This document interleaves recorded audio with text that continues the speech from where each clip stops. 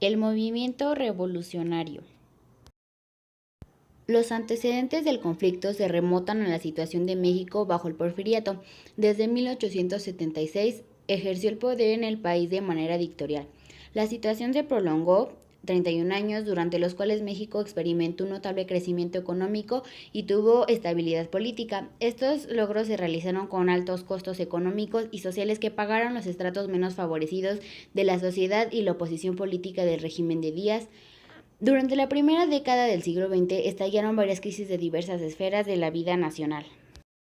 Francisco I. Madero realizó diversas giras en el país con miras a formar un partido político que eligiera a sus candidatos en una asamblea nacional y compitiera en las elecciones.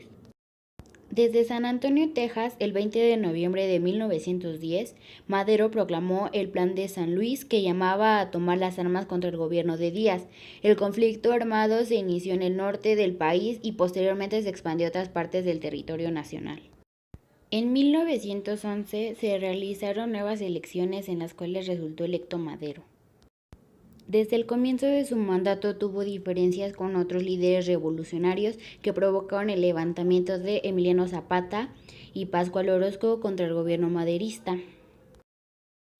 En 1913, un movimiento contrarrevolucionario encabezado por Félix Díaz, Bernardo Reyes y Victoriano Huerta dio un golpe de estado. Se conoce como Decena Trágica al golpe militar que tuvo lugar del 9 al 19 de febrero de 1913 para derrocar a Francisco I. Madero de la presidencia de México. El asesinato de Francisco I. Madero y José María Pino Suárez sucedió el 22 de febrero de 1913 en el Palacio de Lecumberri.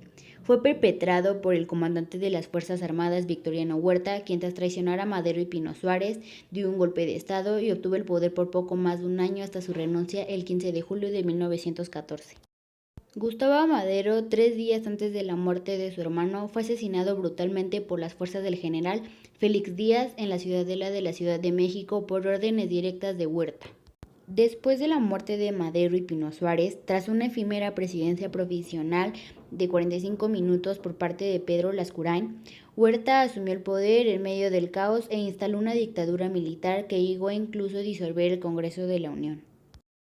Venustiano Carranza fue quien participó en la segunda etapa de la Revolución Mexicana como primer jefe del ejército constitucionalista.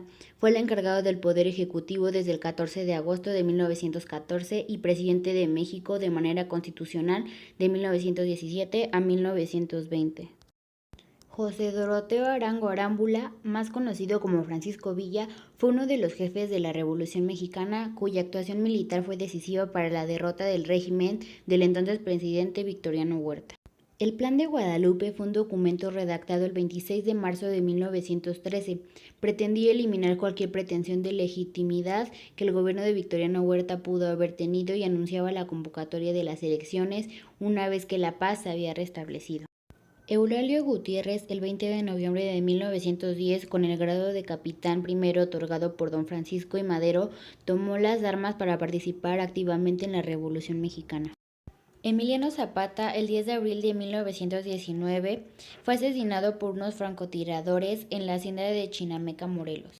Carranza fue asesinado mientras dormía en un jacal por las tropas del general Rodolfo Herrero.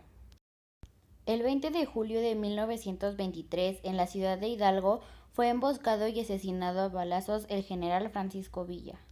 El asesinato de Álvaro Obregón fue un magnicidio perpetrado por José de León en el barrio de San Ángel el 17 de julio de 1928.